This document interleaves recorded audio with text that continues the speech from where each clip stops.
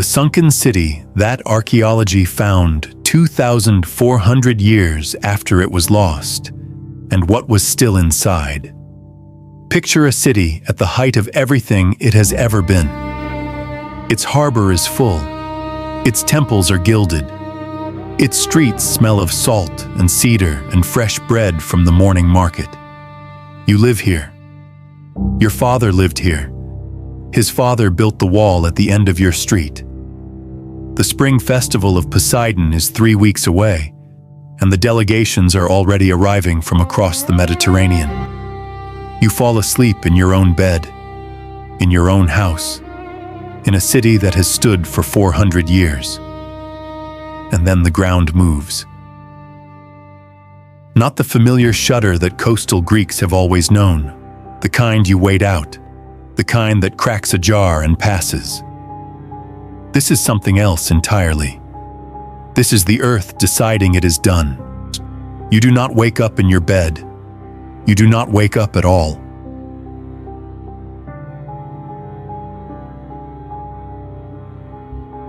By morning, your city is beneath the sea, not burned, not conquered, not emptied, swallowed, sealed, gone.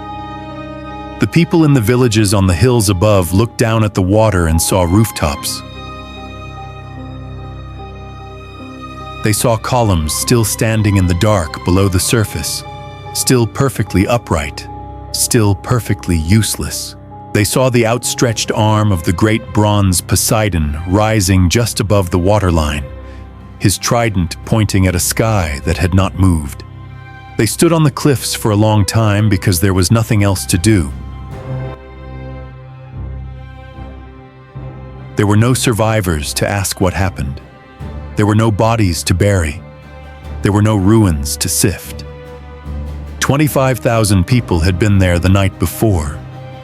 Now there was only water. Ancient writers called what happened to Helike the most complete destruction in the history of the Greek world. Philosophers used it as proof of divine power. Historians used it as a warning. And then, slowly, the world moved on. For 2,400 years, the city was lost. Not missing, lost. No one could find it, until 2 researchers took the ancient sources seriously when everyone else had given up. And what they pulled from the ground will change the way you understand what it means for a civilization to disappear. Today we are going down into the sediment, into the dark, into the last night of Helike. To understand why Helike matters, you have to understand what it was. And what it was is not easy to explain to a world that measures power in armies and economies. In the 4th century before the Common Era, power in the Greek world was not only military, it was also sacred. The Greek city-states, Athens, Sparta, Corinth, dozens of others, were not just political entities. They were theological ones. Each city had its god. Each god had his city. And no city's claim to divine favor was older or more complete than the claim that Helike made about Poseidon. Not merely that Poseidon was worshipped there. Every coastal city in Greece worshipped Poseidon. Helike was the original seat of his cult, the founding city, the source. When Greek colonists sailed west centuries earlier to build new cities on the shores of Italy, they took the cult of Poseidon with them from Helike. When delegations came from across the Mediterranean to honor the god of the sea, they came to Helike. The great Panhellenic sanctuary within its walls was not just a temple, it was the center of something. And at the center of that center stood a bronze statue of Poseidon that every Greek city in the ancient world recognized as sacred. The sanctuary was untouchable. Even Sparta, which crushed everything it touched, did not touch Helike. This was the city's identity. This was its reason for existing. This was what made it permanent, or so it believed. And then, in 373 before the Common Era, a delegation arrived from the Greek colonies in southern Italy. They asked, respectfully and formally, to be given the statue. They wanted to bring it to their own temple, to establish their own seat of the cult, to carry the god home to the west. The people of Helike refused. The statue was theirs. The sanctuary was theirs. And the god, they believed this completely, was theirs. The delegation left without the statue.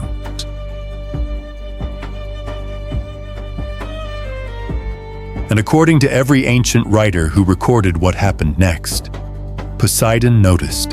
The winter of 373 before the Common Era had been wrong before the earthquake ever came. The animals left first.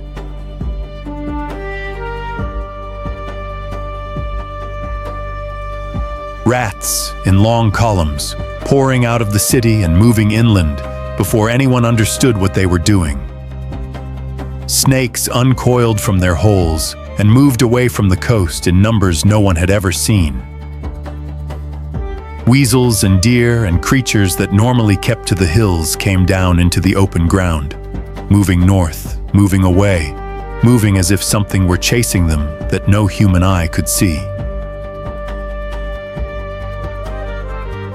The people of Helike watched and said nothing useful because they had no words for what they were watching. They had no concept of what lives in the stone beneath a city, what pressure builds in the rock over centuries, what it sounds like in the deep earth before the ground decides to give way. You have been living in this city your entire life, or your father has, or his father, and the ground has never moved like this, and now the animals are leaving.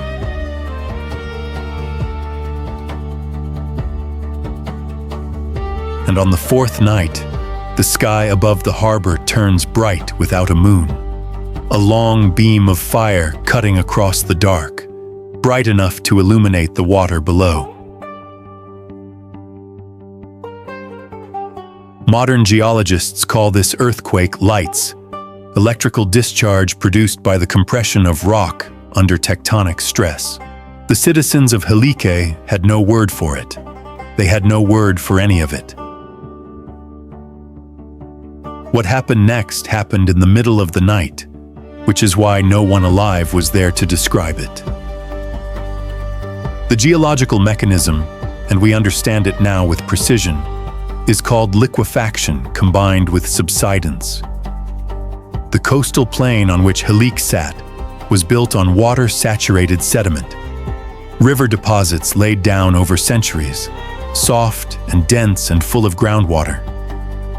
When the fault beneath it ruptured, the sediment did not crack. It liquefied. The entire plain on which the city stood stopped being solid ground and became, for a few terrible seconds, something closer to water.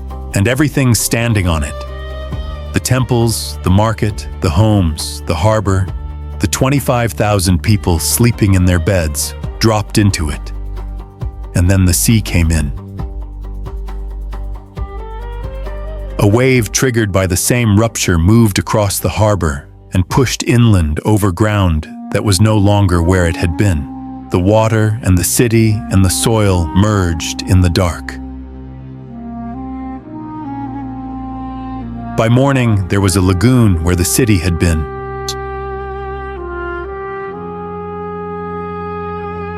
Divers went down in the days that followed and found the bronze Poseidon still standing on the floor of the sea, his trident still raised, his face still looking upward toward a surface he would never reach again.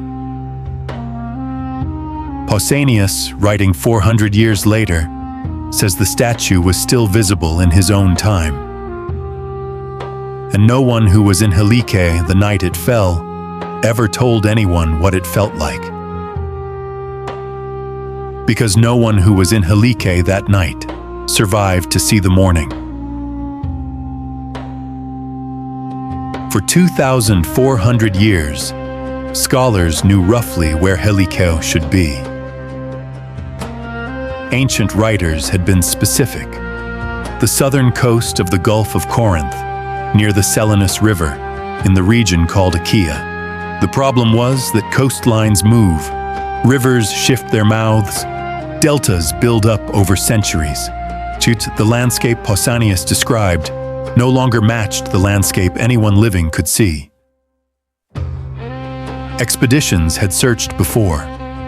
A team in the 1950s dug in a lagoon near Aegean and found nothing.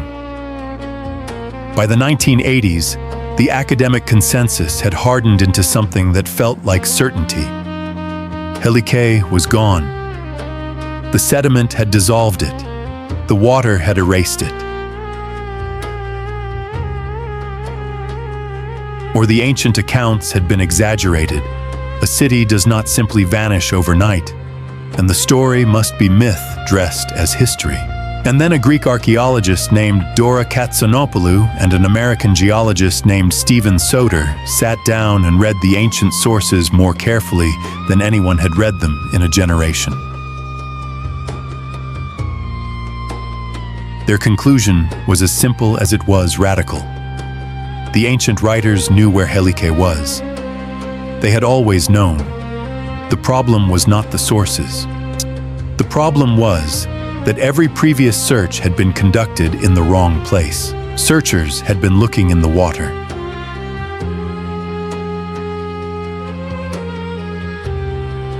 Katsonopoulou and Soter believed the city was under the land, buried by the delta of the Selinus River, which had been building up silt for 2,400 years on top of everything the earthquake swallowed.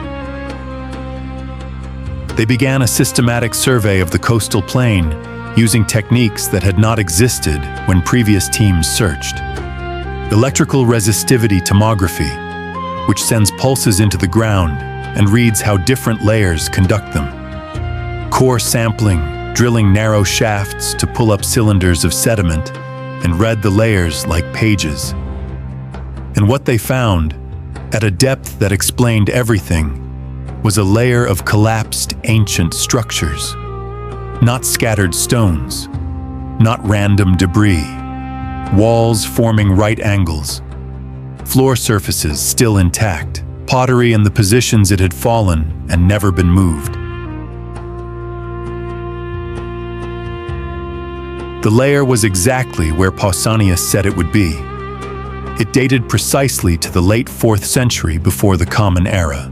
In 2001, excavating a site that had been a farmer's field for centuries, the team reached into the ground and pulled out a coin, bronze, small, the kind a merchant might carry in a pouch and forget about.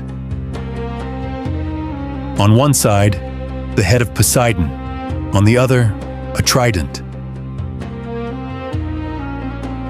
And around the rim, in letters that 2,400 years of burial had not erased, the name of the city, Helike. It was not in the sea. It was under a field.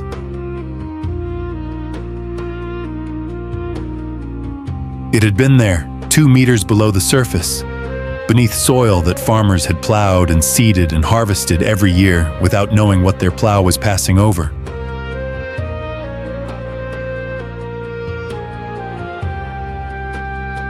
And it was intact enough that the team understood immediately. They had not found the end of something. They had found the beginning.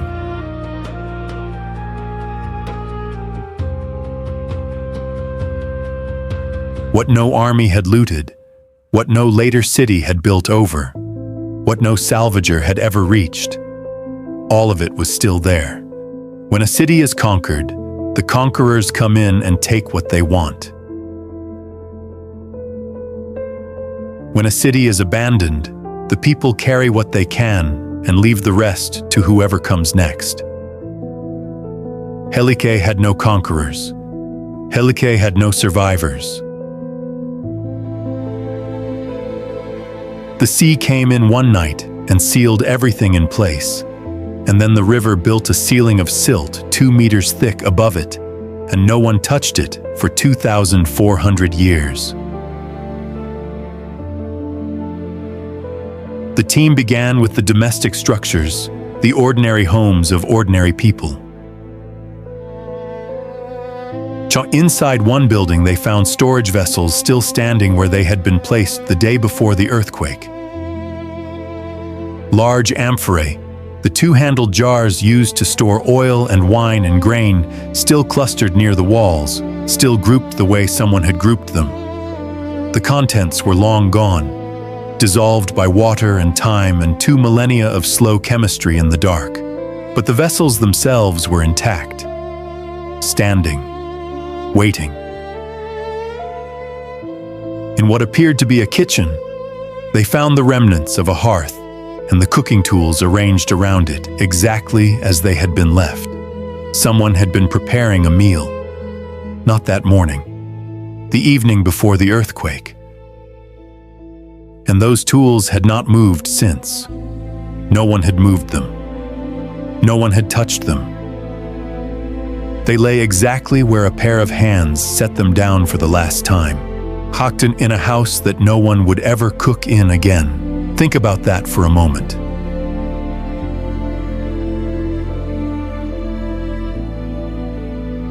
The last meal that was ever prepared in that kitchen was interrupted by something that gave the cook no time to put anything away, and the tools are still where they fell.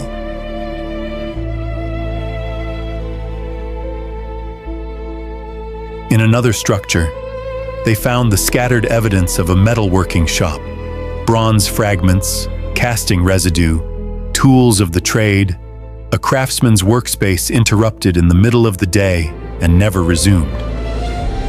Not arranged for display, not organized for storage, arranged for use.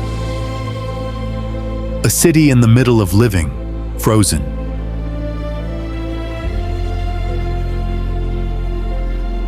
But the most significant finds were not the domestic ones. They were what the team found near the large public structure in the center of the site. A building whose dimensions and construction quality made clear it was not a home, a civic space, possibly the sanctuary itself. And in the sediment immediately surrounding it, in the layer corresponding to the night of destruction, they found votive offerings, small bronze figurines, clay objects shaped like human hands and feet and eyes, the standard gifts left at a Greek healing temple, the offerings you brought when you needed something from the god. Somebody had come to the sanctuary of Poseidon and left those objects as a prayer. We do not know what they were asking for.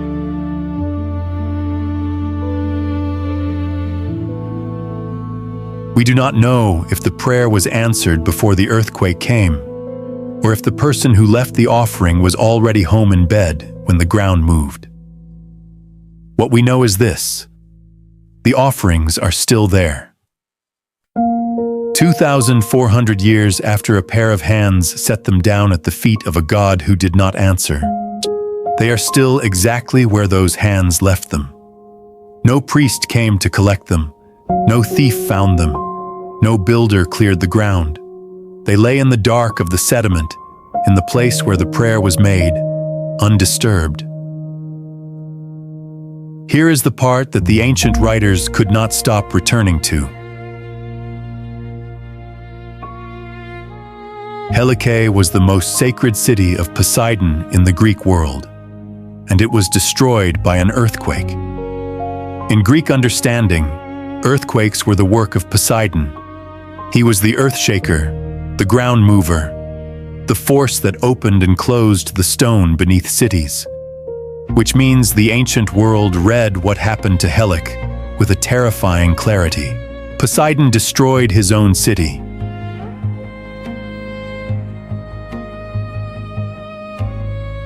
Poseidon destroyed the city that had refused to honor the delegation that came in his name. Diodorus Siculus states it plainly. The god took back what the city had claimed was theirs. Think about what that means for someone who lived in Helike and somehow survived in the hills above. You had built your identity around being the chosen city of the god of the sea. You had spent your entire life being told that no city in the ancient world had a more intimate relationship with Poseidon than yours. And then Poseidon reached down through the floor of your city and pulled it into the earth. The city that believed it owned the god was destroyed by the god. But there is something beneath that reading, something the ancient texts suggest without saying directly. Helike had not simply refused a request.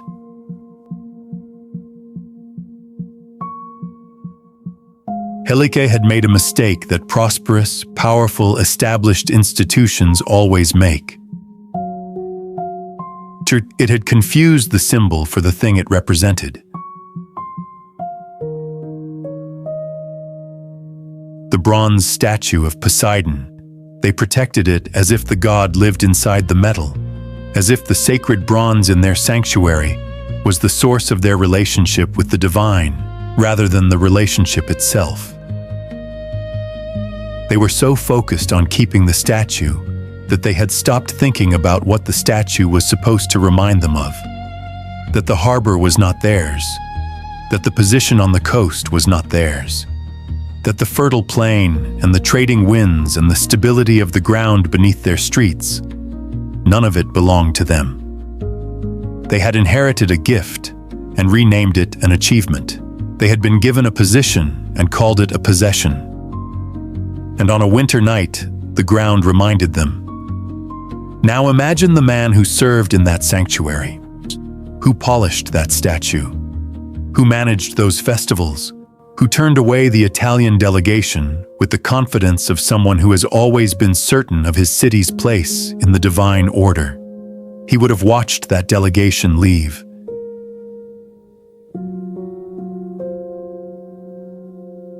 He would have felt the satisfaction of having protected what was sacred. And then the night came. And when it was over, the sanctuary was underwater. The statue was underwater.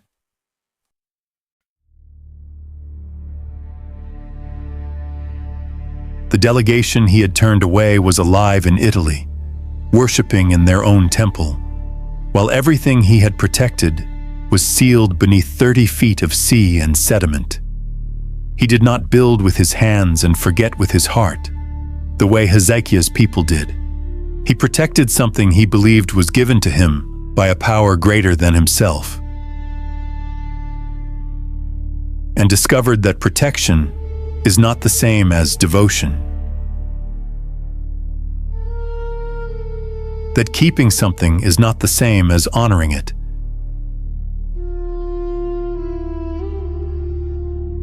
And that the most catastrophic error a person or a city can make is to believe that the favor they have been given is a permanent state rather than a daily responsibility.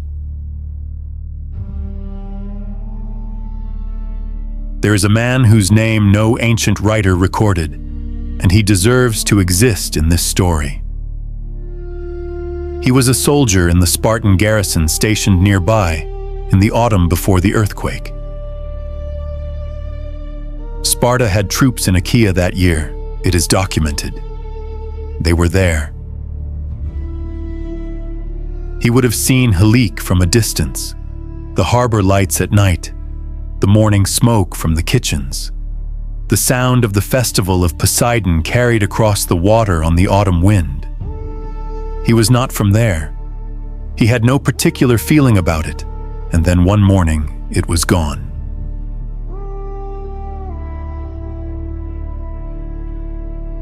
He walked to the edge of the cliff with the others and looked down at the rooftops in the water. He was a Spartan soldier. He had seen cities fall, He had seen what armies did to walls and gates and temples, but he had never seen this.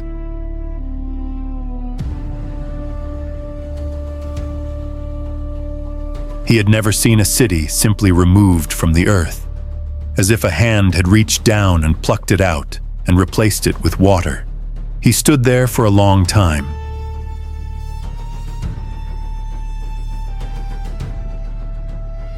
And then, slowly, quietly, without saying it aloud, something shifted in him that would never fully shift back.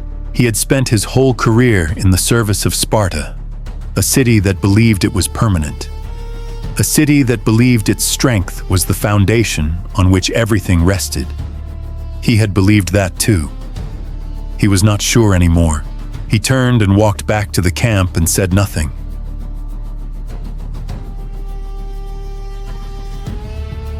The strength he had carried his whole life did not disappear that morning, but it became something different, not smaller, not weaker.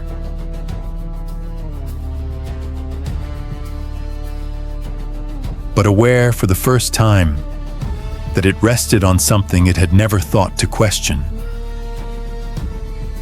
The excavation at Helike is not finished.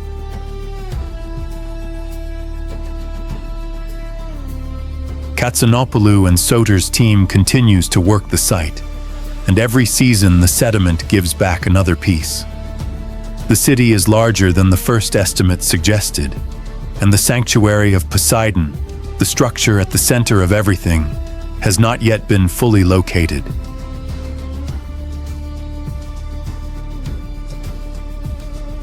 In 2012, offshore sonar confirmed what the ancient divers had described. There are also submerged remains in the Gulf itself. The earthquake and the wave together created two burial sites, one inland under the river delta, one underwater in the sea, and both are intact. And here is the detail that almost no one knows. The detail that changes this from a story about destruction into something stranger and harder to forget. Helike was not the only city struck that night.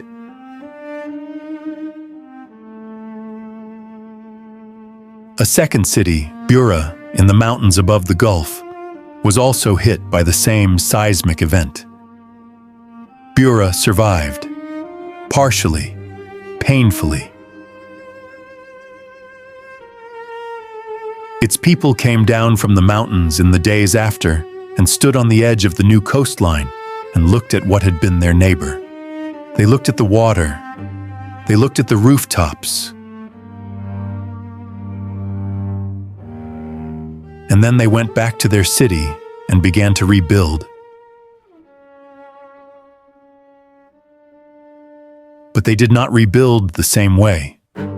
They moved the foundations to higher ground. They changed the orientation of the streets.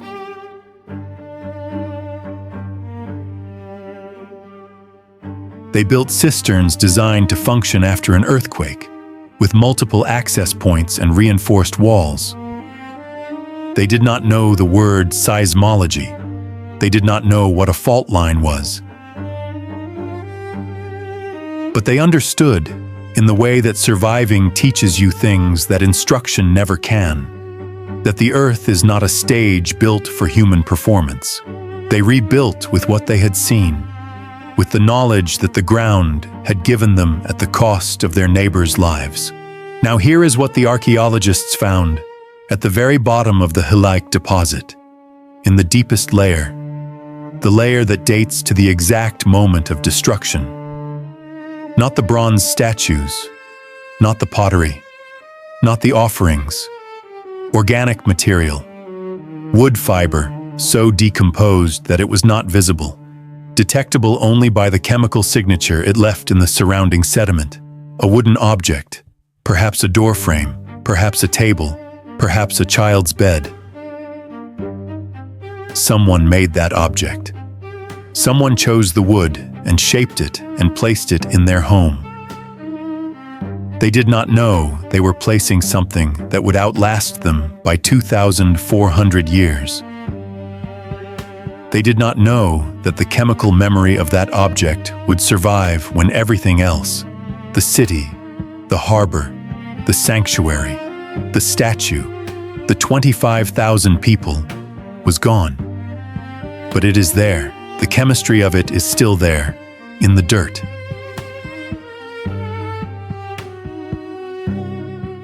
And today, right now, beneath the fields of the northern Peloponnese, beneath soil that has been farmed by people who did not know what lay beneath their feet, the rest of Helike is still waiting. The sanctuary of Poseidon, the harbor records, the offering bowls, the last things that were ever arranged by hands that believed the morning would come. What are you treating as permanent that is not permanent? Yet what are you protecting so carefully that you have forgotten why you were protecting it? What is the statue in your sanctuary, the symbol you are gripping so tightly that you have lost sight of what it was supposed to point toward? If this story moved you, share it with someone who needs to hear it. Subscribe so you do not miss what is coming next, and leave a comment below. Tell me, what is the statue in your life? Somewhere in the Peloponnese right now, in the dark under the sediment, the offerings are still there, still exactly where the hands left them, still waiting.